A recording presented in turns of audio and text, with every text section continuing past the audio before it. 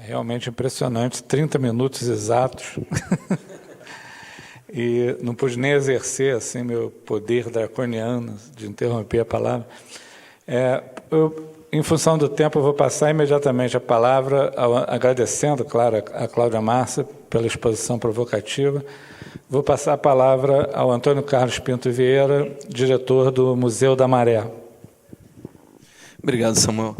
Queria agradecer, o convite, a oportunidade também da gente estar aqui debatendo. Acho que o momento é um momento importantíssimo, porque o Ministério da Cultura passa por mais uma mudança na sua direção, e essa mudança ela tem uma carga política, que a gente precisa clarear e precisa entender melhor. Porque, a partir do ministro Gil, a gente acreditou que estava construindo um caminho de política pública na área da cultura aqui nesse país, e claro, como a política ela traz mudanças, o que nós estamos vendo com uma certa preocupação a questão da continuidade, que sempre é um problema muito grave quando se fala em política pública no Brasil, em todas as áreas. Então, eu acho que é um momento interessante, importante. Eu acho que esse diálogo também, essa conversa com a academia, com quem produz o conhecimento acadêmico e quem produz o conhecimento no dia a dia, na vida, ela é fundamental, porque, na verdade, o que tem que se estabelecer é uma troca. Nós já deixamos para trás aquele tempo em que a verdade era absoluta e que quem tinha o conhecimento, quem tinha uma certa posição reconhecida na sociedade é que era a dona da verdade. Então, hoje, nós estamos vendo, efetivamente, intelectuais orgânicos atuando na transformação que a gente precisa construir juntos. Então, eu sou nascido e criado, como se diz, lá na Maré. Minha trajetória de vida foi... Quer dizer, eu passei por muitas experiências, algumas até na área cultural mesmo. Apesar de ser muito tímido, eu já fui até Mateus de boi, a gente tinha um boi lá na Maré, quer dizer, tinha festa junina. A minha infância foi uma infância muito interessante, porque eu sou de uma terceira geração de imigrantes, numa comunidade que foi construída muito fortemente pela migração, principalmente do Nordeste, interior de Minas Gerais, o caldeirão cultural. E eu tive uma infância muito, muito feliz e muito diferente da infância que a gente percebe hoje, porque, a partir da década de 80, houve o fator da violência, a violência que a gente atribui muitas vezes ao narcotráfico, mas a violência policial que é tão ou pior, se estabelece de uma forma muito incisiva e que acabou tirando da rua esse papel de um espaço de aglutinação, de encontro. E o nosso desafio hoje é de trabalharmos na perspectiva de recuperar esse espaço. A rua tem que voltar a ser esse espaço de encontro, esse espaço de produção de cultura. As pessoas hoje estão muito voltadas para si mesmas. A gente tem uma favela idealizada que não corresponde muito à realidade hoje. Essa favela idealizada, ela não está... Ela hoje passa por muitas mudanças. A favela tem mudança o tempo todo. Vide a forma como as construções elas estão ali, o tempo todo o vergalhão para cima, esperando subir mais um pavimento, uma parede, uma laje. Uma favela é um espaço em construção. E na área cultural, eu acho que é um espaço muito rico, onde, efetivamente, a gente tem essa produção de uma cultura imaterial que graças a Deus, os nossos preconceitos eles estão sendo, de certa forma, superados, e a gente está reconhecendo também esses espaços como espaços produtores de uma cultura muito forte e importante para a construção da nossa cultura brasileira. Então, assim, meu processo, quer dizer, eu passei por um processo dentro da comunidade, e o meu processo foi muito pelo campo da memória.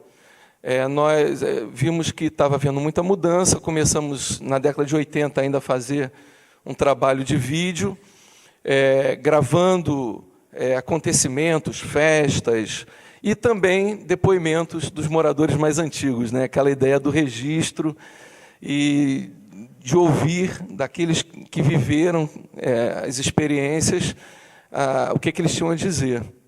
E foi muito interessante porque a gente percebeu, eu, inclusive, era uma pessoa um pouco alienada nesse sentido. Eu achava que o meu objetivo de vida era estudar, conseguir um bom trabalho e sair da favela, né? Meu objetivo de vida sempre foi esse, e eu tinha muita vergonha de dizer que morava numa favela. Eu fui aluno da universidade, da UFRJ, entrei aqui em 81, estudei na Faculdade de Direito, e tinha muita vergonha. Tanto é que quando a gente se apresentava, chegava a turma nova, a primeira pergunta ia, né? O seu nome e tal. Agora, onde você mora, realmente para mim era um trauma, né? Porque a gente usava uma estratégia de dizer que morava em Bom Sucesso, morava perto da Avenida Brasil, mas nunca dizer que morava numa favela. E graças a Deus a gente vê, graças ao nosso trabalho, né? Também de todos nós, nessa mudança na sociedade, a gente vê que nós estamos encontrando um espaço e, de certa forma, transpondo esses muros aí sociais que a gente vê, né? Hoje é um trabalho muito forte também no sentido de trazer o jovem para a universidade. Isso é um trabalho importantíssimo, né? Porque isso qualifica também o local onde a gente está vivendo e qualifica também a universidade, porque a gente tem que pensar sempre essa relação sociedade e universidade como uma relação uma via de mão dupla, né? Uma relação dialética. E acho que essa foi sempre a minha crítica em relação à postura da academia algumas décadas atrás. Os estudos eram feitos, a gente era objeto de estudo, e depois a gente não sabia o que era feito com isso. Não havia um retorno, né? Então, essa era uma crítica que eu e muitas outras pessoas tínhamos. Havia uma certa arrogância, né, de nos fazer como um objeto, e depois de não haver nem sequer um retorno daquilo que estava sendo produzido. Após essa experiência da memória, nós fomos trabalhando no sentido de tentar, então, construir uma narrativa para nós, da nossa história, da nossa memória local. Para mim foi uma mudança, porque a memória ela foi nos afetos, né? Eu acho que aquilo que o Samuel falou no início, a gente conversar um pouco sobre os afetos, porque a memória é algo que vai também para falar o nosso coração. Vamos ser um pouco românticos aqui, né? Mas vai a lugares que muitas vezes só o conhecimento não consegue chegar. Então, na nossa experiência, a gente viu que havia uma resposta muito forte da comunidade quando se falava na memória local, quando se falava na construção daquele espaço, quando se identificava pessoas, práticas, saberes, formas de construir, né? Eu ainda acho que a palafita tem que ser tombada como patrimônio material, porque é uma forma de construção fantástica, né? E eu vim de uma comunidade que foi construída durante muito tempo sobre palafitas, né? Então, pensamos em reunir esse material e mostrar para as pessoas, né? E fazer exposições, tentar publicar. Enfim, precisamos nos institucionalizar nesse processo, né? Em 97 para 98, um grupo de jovens da comunidade que tinham chegado à universidade começaram a se mobilizar no sentido da gente, primeiro, trabalhar a questão do pré-vestibular, a questão do acesso, a questão da qualificação também para a universidade. Eu acho que isso é um dado importante, porque, na verdade, o movimento de nós irmos à universidade, irmos à academia, também podermos ter o conhecimento para fazermos uma reflexão sobre nós mesmos também. Isso foi um movimento importante. E dentro desse projeto, né, que foi uma instituição, uma ONG, também tinha um trabalho forte com a questão da memória. E eu acho que essa relação da academia com a sociedade é fundamental. Eu sempre questionei, achava que fazia um curso superior, que eu tinha sempre um débito com a sociedade, e achava que a gente dava muito pouco à sociedade, principalmente no lugar onde eu vivia.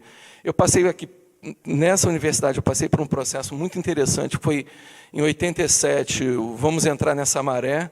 A Maré foi escolhida pelo então reitor, o Horácio Macedo, como campus vicinal, e nós participamos. Naquele momento, eu vi a universidade efetivamente colocando o pé na lama e entrando na Maré. Foi um momento de transformação, de mudança, e eu recupero um pouco isso para dizer o quanto é importante essa relação, quanto a universidade tem um papel fundamental na transformação da realidade também. E depois continuamos o nosso trabalho. Quer dizer, eu vou falar especificamente então, no surgimento do museu. O museu surgiu dentro desse processo. Foi um processo de trabalhar com memória, fazer algumas exposições com objetos e com uma articulação com a comunidade.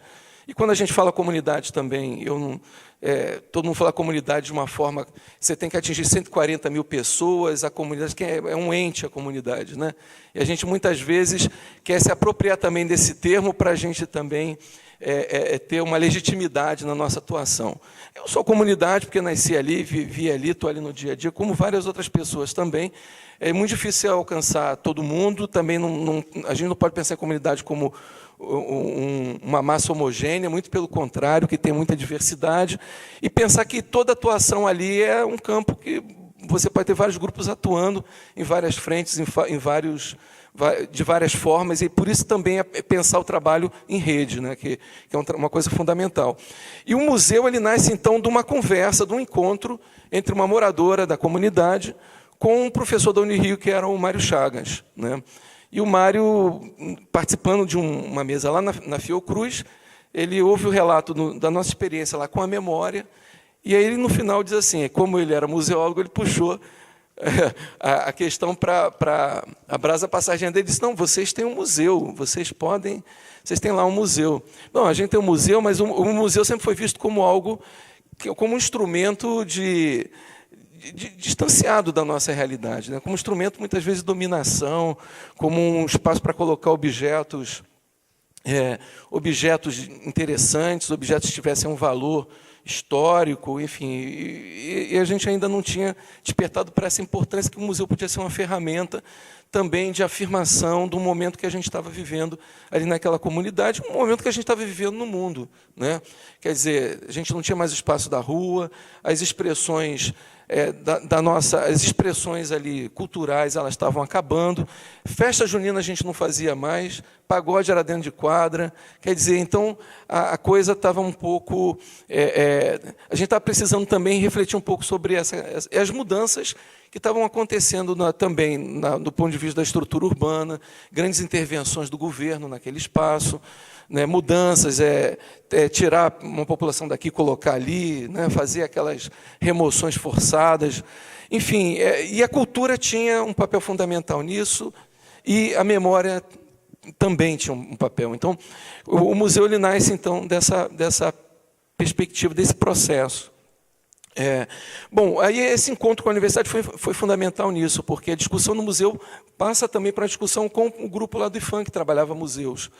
E nós, então, tiramos uma ideia que era fazer um museu como calendário.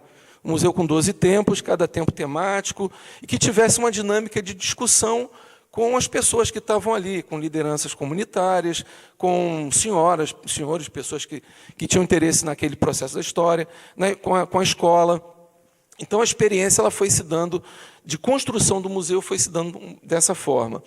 E aí eu entro na importância da política pública para, efetivamente, a gente implementar isso, porque o museu nasceu justamente quando estavam nascendo os pontos de cultura. E os pontos de cultura foram fundamentais, e na nossa experiência foi fundamental, porque foi o que viabilizou, inclusive financeiramente, a ocupação de um espaço, que era um galpão, uma oficina de barcos que estava desativada, e que a gente transformasse aqui num espaço expositivo, no museu, com toda uma articulação comunitária, no sentido de que as pessoas trouxessem os objetos, para que a gente elegesse quais os temas que estariam ali naquela exposição. O museu foi inaugurado em 2006, o Gil foi lá na inauguração. Quer dizer, a gente sentiu, então, que estava num processo também participando ativamente desse processo de construção de uma política cultural também para o campo da memória, para o campo da própria museologia, que nesses anos acabou se transformando, mudando muito a visão. Bom, então, assim, eu acho que a nossa experiência ela tem alguns elementos que são muito importantes, porque hoje na Maré a gente tem várias instituições importantes, algumas surgiram dessa primeira experiência, né? E, na verdade, nós acabamos rompendo com essa visão que era um pouco colonizadora, de trazer as pessoas de fora para ensinar como é que a gente fazia, e também de trazer o cara para fazer a pesquisa. E a gente começou, então, a buscar esse conhecimento, se formar. Eu me formei em Direito, depois de muitos anos, eu fiz um caminho inverso, depois de muitos anos, né, quase 20 anos depois, não, mais de 20 anos depois, eu fiz o mestrado em Memória Social, quer dizer. E agora vou fazer o doutorado também. Enfim, é esse caminho inverso. E não para dizer que a gente tem que se qualificar, mas que é importante também que a gente esteja ocupando esses espaços na academia, porque a transformação ela não se faz também só de fora para dentro e na relação dialética que a gente constrói, mas também participando, né? Então, acho que hoje temos aí mais de 1.000 jovens na universidade, temos aí cerca de já 200 mestres, alguns doutores lá na Maré, a partir também desse processo e dessa experiência. Bom, eu acho que isso foi fundamental, e isso mudou também a postura dos pesquisadores em relação à própria comunidade, né? Eu acho que hoje nós temos, eu não vou me alongar muito, teria muita coisa para falar até sobre essa experiência, mas assim, o museu, ele hoje está num processo, a gente precisa efetivamente se articular com a comunidade cada vez mais. Esse é um desafio, porque as pessoas hoje estão cada vez mais vivendo a sua vida pessoal, né, um individualismo. A gente precisa também trabalhar a questão de gestão. Aí a coisa da institucionalização, que é sempre um desafio, quando você começa um trabalho comunitário. A questão da sustentabilidade, porque eu acho muito interessante esse discurso de que o trabalho popular, o trabalho, né, que começa ali na base, ele tem que ser sustentável. Quando os grandes museus, esses precisam de muito dinheiro, esses têm que ter sempre, né, um orçamento muito bem definido, e nós aí ficamos lutando por editais mínimos que contemplam poucas experiências. Então, é o que a gente vê, que a gente precisa também conquistar ainda muito espaço, inclusive participando dessa questão orçamentária, porque o patrimônio material sempre foi visto como um bem menor, né? Como algo que não precisa de recurso. E aí os pontos de cultura vieram para mostrar o diferencial. E o que eu queria destacar no ponto de cultura é que é uma política pública que foi pensada no sentido de identificar experiências e potencializar essas experiências, inclusive com recurso. E não de ter uma política pública pré-fabricada, né? Uma visão ainda, vamos dizer, total, né, que as políticas públicas nossas têm muito essa, que a gente tem que se encaixar naquilo ali, né? Então, eu acho que o Ponto de Cultura foi um marco, né? Nós somos fruto dessa experiência também, e foi um marco para a política cultural. Eu acho que a gente precisa rever um pouco esse programa, que é um programa fundamental, que é um programa que tem incentivado, que tem permitido, e eu acho que faltou muito também a presença da academia no trabalho do Ponto de Cultura. A gente sabe que alguns pontos de culturas acontecem, inclusive, em universidades aqui, nós temos também, né, na ECO também. Agora, é importante que essa rede que foi pensada, que ela efetivamente funcionasse, né? Acho que esse foi um dos pontos fracos do Ponto de Cultura para estabelecer a troca, para estabelecer também. Agora, de qualquer forma, o Ponto de Cultura ele tem uma organização política, ele hoje está numa luta, os grupos se reúnem, né? Eu acho que tem essa dimensão política que a gente precisa dar, porque no campo da cultura a gente sabe que as coisas são muito difíceis, ainda se tem uma visão muito preconceituosa em relação o que é cultura, apesar dos documentos já terem avançado.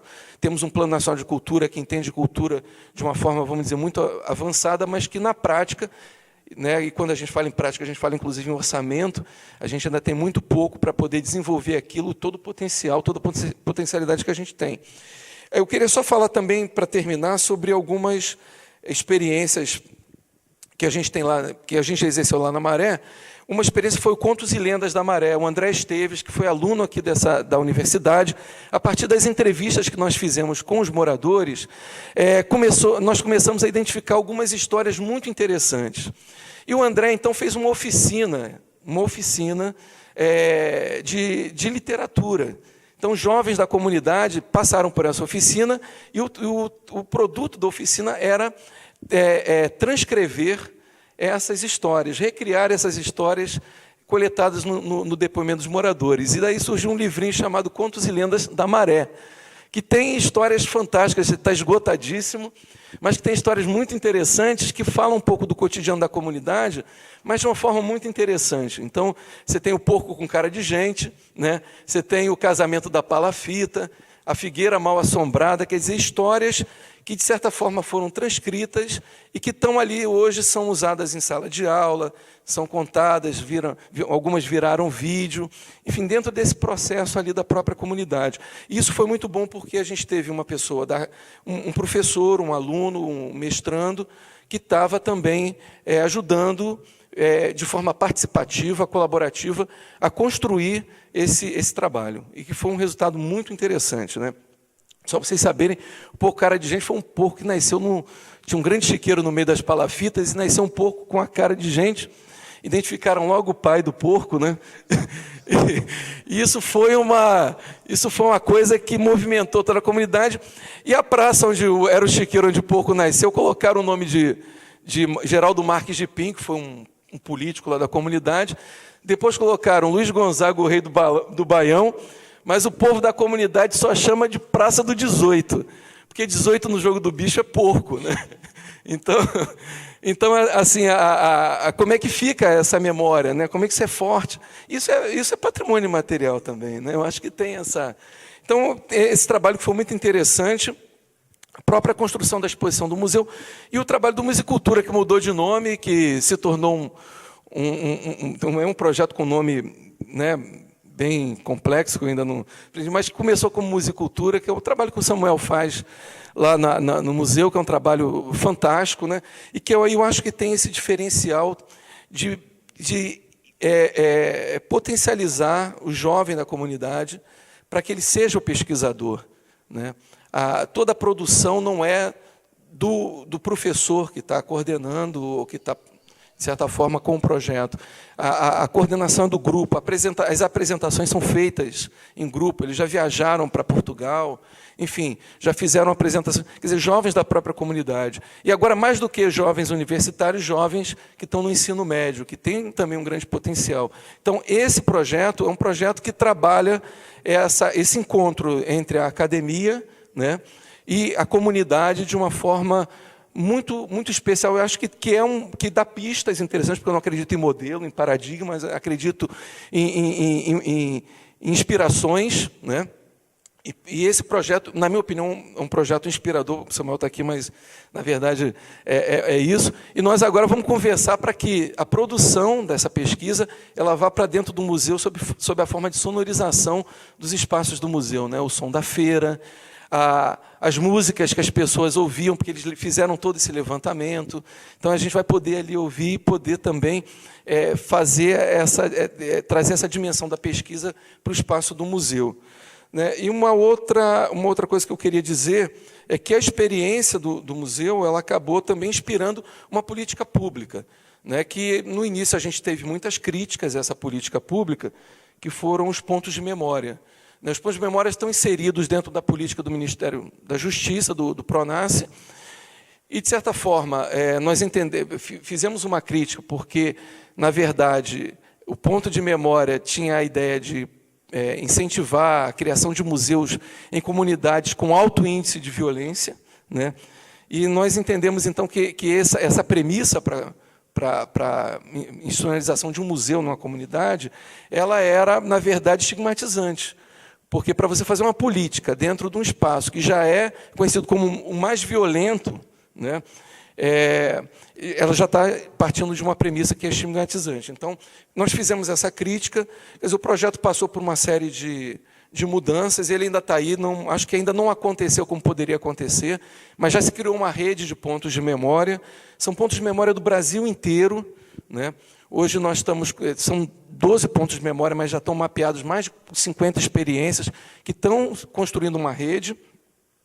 E há um edital que está sendo elaborado para vamos dizer assim, uma especialização do ponto de cultura como ponto de memória. O Instituto Brasileiro de Museus é que está efetivamente com essa política pública, e aí a gente acha importante isso, quer dizer, com as críticas que nós temos, ainda isso tudo? Com as críticas que nós temos, né, com todas as questões que a gente tem levantado, eu acho que é fundamental que a gente também crie políticas públicas que não surjam de cima para baixo dos gabinetes, mas que surjam também de experiências que são inspiradoras, né?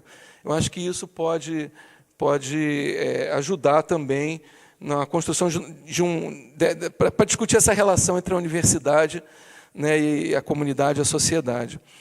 Bom, eu acho que eu fico por aqui, teria outras coisas para dizer, mas acho que o debate é mais instigador. Queria só fazer realmente esse painel, falar um pouquinho da minha experiência e dizer que eu sempre acreditei, desde estudante, saí dessa universidade em 87, e sempre acreditei no papel que a universidade tem com a sociedade, e ainda continuo achando que, por N razões, por várias limitações que ainda são impostas, né, para a universidade, acho que, de certa forma, o Estado ainda tem muito medo, né, da universidade, com tudo que ela pode potencializar dentro da sociedade, nível realmente de transformação, de consciência, né? E eu acho que nós ainda não conseguimos fazer muito. Eu acredito muito no papel da universidade enquanto extensão também, inserida nas realidades sociais, participando, porque esse movimento é um movimento que não é um movimento, não é o projeto Rondon que eu vou lá para ajudar o pobrezinho, né? É um movimento em que eu vou para aprender, né, porque eu vou para enriquecer o meu conhecimento, que eu vou para transformar a universidade onde eu estou atuando também. Eu acho que alguns professores já estão fazendo isso, né, aqui vemos alguns deles que fazem isso com excelência, com um modelo realmente inspirador, mas a gente precisa ainda sacudir mais, porque a universidade pode fazer muito mais pela sociedade, e ela tem essa obrigação, esse compromisso, né, porque eu acho que essa inserção é fundamental. E nós estamos fazendo a nossa parte, nós estamos indo para a universidade e estamos ajudando também a transformá-la, né? Então, são projetos como esses que nós estamos vendo que a universidade, a academia, dialogando com a sociedade, pode produzir muita coisa interessante, enfim, pode produzir esse elemento de transformação que a gente tanto deseja para o nosso país, né? Vamos trabalhar aí, a nossa cultura precisa fazer muita coisa, e vamos ficar atentos aí. Eu estou um pouco preocupado com os rumos aí da política cultural no Brasil. A gente precisa fazer valer o que está escrito.